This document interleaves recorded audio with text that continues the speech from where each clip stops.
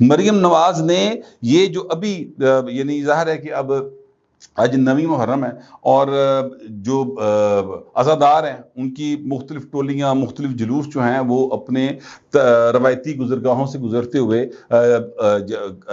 Karbala की तरफ जाते हैं। तो उनके लिए जो मरियम नवाज ने इंतजाम किए हैं, कभी तारीख में ऐसा नहीं हुआ था कि अर्क दे नाल जेड़ा ना सड़कां धोतियां जान गुलाब के अर्क के साथ।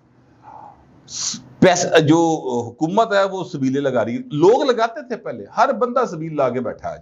आप शहर में चले जाए, लाहौर शहर के अंदर आपको किसी जगह पे यानी ये मसला नहीं होगा कि आपको पानी नहीं मिल रहा, ठंडा पानी मिलेगा, शरबत मिलेगा, दूध की सबीलें मिलेंगी, आपको कच्ची लस्सी मिल जाएगी।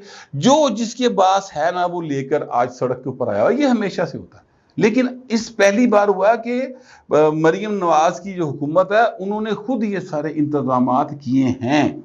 और एक साहब का मैंने सुना कि उन्होंने कहा जी, मरियम ने कहा ये सरकारी तौर पे जो होगा सो होगा, मैं अपनी जेब से पैसे खर्च करूंगी इन कामों के लिए, जो कि लंगर के हवाले से उन्होंने बात की।